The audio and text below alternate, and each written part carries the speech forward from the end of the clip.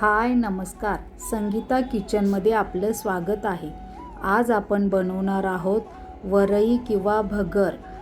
हा एक पौष्टिक पदार्थ आहे. पचायला हलका आणि तयार करायला अत्यंत सोपा असा एक महाराष्ट्रीयन पदार्थ आहे. हा पदार्थ विशेषतः एकादशी, नवरात्रीसारख्या उपवासाच्या दिवशी बनवला जाणारा एक लोकप्रिय आणि हेल्दी पर्याय आहे. भारतीय संस्कृतीमध्ये उपवासाला विशेष महत्त्व आहे. उपवासाच्या वेळी खाल्ल्या जाणाऱ्या पदार्थांमध्ये वरई म्हणजेच भगर हा एक लोकप्रिय आणि पौष्टिक पदार्थ आहे. महाराष्ट्रासह भारतातील अनेक राज्यांमध्ये भगर किंवा वरई उपवासामध्ये आवडीने खाल्ली जाते. वरई ही एक प्रकारची लहान धान्याची पिके आहेत. ती पचायला हलकी, पौष्टिक आणि आरोग्यासाठी फायदेशीर असते. वरईच्या दाण्यांपासून तयार होणारा भगर भात चवदार, सुगंधी आणि पौष्टिक असतो. उपवासात शरीराला ऊर्जा देण्यासाठी हा पदार्थ खूप उपयुक्त ठरतो.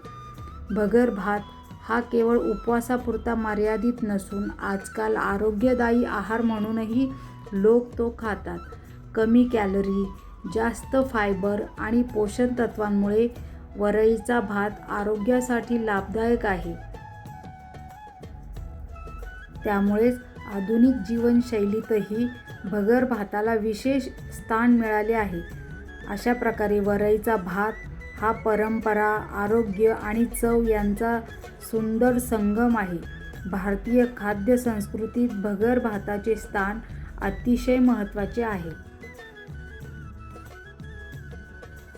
हा पदार्थ बनवण्यासाठी आपल्याला जास्त साहित्याचीही गरज लागत नाही.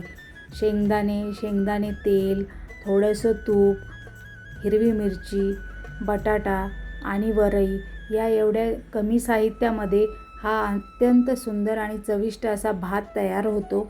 तर चला मग आता आपण रेसिपीला सुरुवात करूया.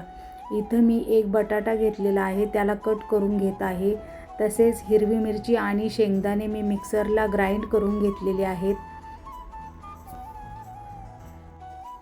बटाटा कट करून घेतल्यानंतर त्याला मी पाण्यामध्ये ठेवले आहे, कारण पाण्यात टाकल्यानंतर बटाटा काळा पडत नाही.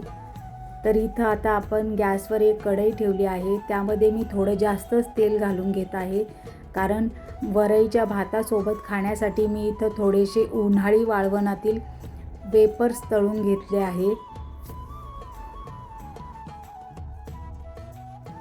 उपवासातील भगर ही साबुदाणा खिचडीपेक्षा पचायला हलकी असते आणि ती दही, शेंगदाण्याची आमटी किंवा ताकासोबत आवडीने खाल्ली जाते. आता मी इथे फक्त वरईचा भात बनवला आहे, त्यामुळे आपण त्याच्यासोबत इथं थोडेसे वेपर्स आणि उपवासाची चकली, उन्हाळी वाळवणातील जी चकली असते ती तळलेली आहे. उपवासातील भगर आपण वेगवेगळ्या प्रकारे बनवू शकतो. त्यातील साधी फोडणीची भगर, मऊ लुसलुशीत किंवा भाजलेली मोकळी भगर, अशा वेगवेगळ्या पद्धतीने आपण भगर किंवा वरई बनवू शकतो.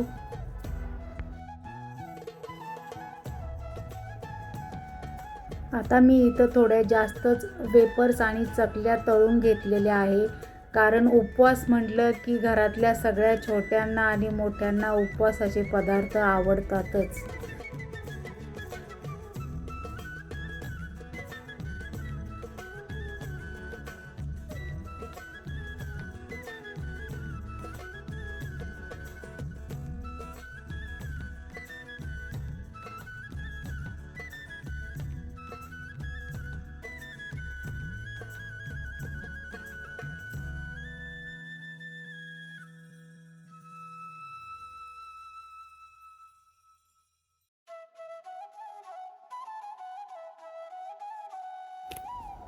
अशा पद्धतीने मी भरपूर असे वेपर्स आणि चकली तळून घेतल्यानंतर त्यातील जे एक्स्ट्रा ऑइल होतं ते मी काढून घेतलं आणि लागेल तेवढ्याच तेलामध्ये मी आता इथं कट केलेला बटाटा घालून घेतला आहे आणि थोडासा परतून घेतल्यानंतर त्यामध्ये चवीनुसार मीठ घालून घेतलं आहे आणि पुन्हा त्याला 1 ते 2 मिनिट परतून दिलं.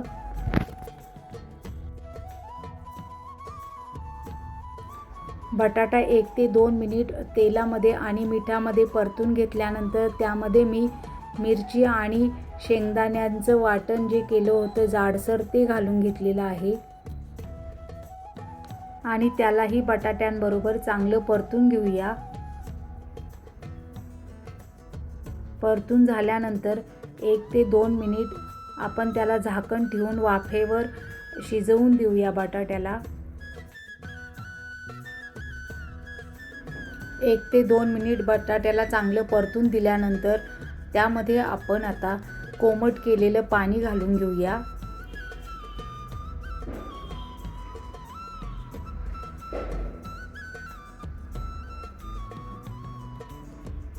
कोमट पाणी घातल्यानंतर पुन्हा सगळं मिक्स करून घेऊया आणि त्याला आता चांगली उकळी येऊन देऊया.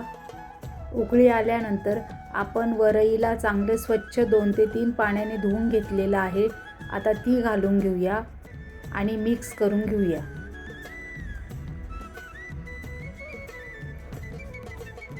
मिक्स करून घेतल्यानंतर वरईमध्ये आपण पुन्हा आता इथं सेंधव मीठ घालून घेऊया चवीनुसार आणि मिक्स करूया. उकळी आल्यानंतर 2 ते 3 मिनिट आपण झाकण ठेवून वरईला शिजवून देऊया. अशा पद्धतीने आपली वरई तयार झालेली आहे.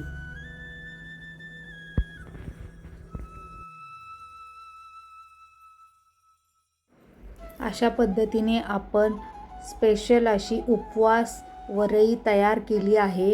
एक पौष्टिक आणि पचायला हलकी अशी ही रेसिपी आहे. तर तुम्ही अशा पद्धतीने नक्की ट्राय करून पहा. हा एक खूप पौष्टिक पदार्थ आहे. खूप कमी साहित्यामध्ये तयार होणारी खमंग अशी ही उपवासाची भगर कढी किंवा आमटीसोबत उत्तम लागते. फायबर आणि प्रथिनेयुक्त ही डिश आरोग्यासाठी उत्तम मानली जाते. हा पदार्थ विशेषतः एकादशी, नवरात्रीसारख्या उपवासाच्या दिवशी बनवला जाणारा एक लोकप्रिय आणि हेल्दी पर्याय आहे. या पद्धतीने तुम्हीही उपवासाला भगर नक्की तयार करून पहा आणि संगीता किचनला लाईक, शेअर, सबस्क्राईब आणि कमेंटही करा. धन्यवाद.